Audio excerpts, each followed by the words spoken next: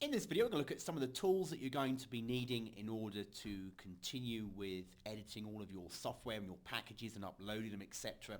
The wonderful thing is there are paid versions if you want them, and in later videos when I'm doing some demo of editing, I use a paid editor, but there are lots of free alternatives around on the web, and I'm going to show you some of those now.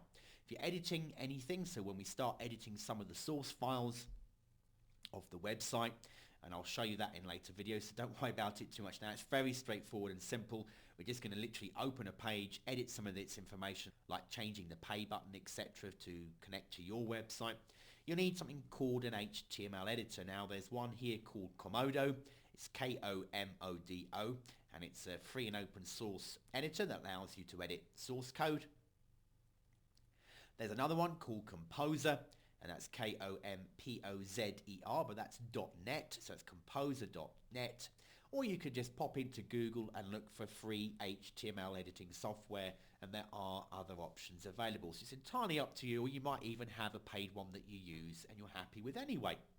Now, in order to get files from your computer uploaded to the internet, you need something called FTP, which is File Transfer Protocol, something you really don't need to know. It's just called FTP software, and it allows you to transfer the files from your computer up to any folder that you have access to on the internet.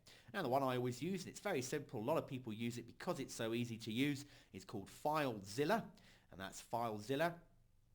Type it into Google, choose the client download. Now, if I just quickly show you, I'll go to the main site. You've got the FileZilla server and the FileZilla client. You don't need the server option, you need the client option, so you click that, and then you download it. It's an exe file, an executable file. You might get a warning come up saying, hey, what you're playing at, you're not allowed to do this on your computer, or you might need admin rights. Don't worry, it's a safe program, it's used by millions of people. Download it to your computer, and then you'll be given a little file that you double click. It'll install it to your computer. And once done, you'll have a little icon, something like this. And when you double click it, it opens up FileZilla and allows you to transfer files between your computer and the internet. And I'll show you a bit more about how that works in a future video. Something else we'll need is something to extract files. If you've downloaded zip files before, Windows has a zip file extract utility built in, but some people might prefer to use other options, and a free one, easy to use, and one I'll be using and showing you how to use later as well when I extract files, is called 7-Zip, and it's at 7-zip.org.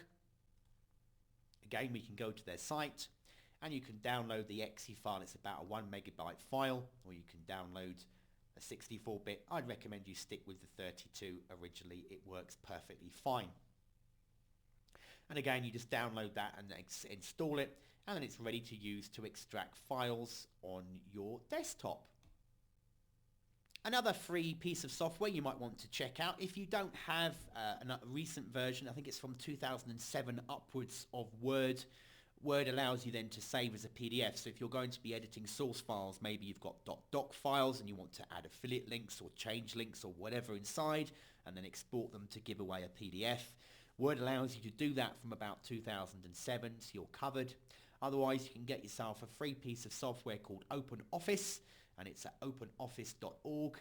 And it's a productivity suite that gives you kind of similar kind of things that Microsoft Office gives you as well.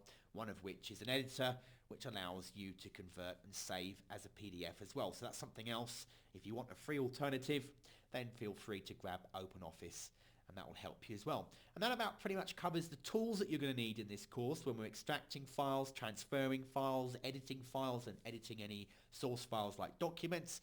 They're about the only things you're going to be needing in order to do that and carry that out. So then you just go ahead and proceed and get ready for the next video. Thanks for watching.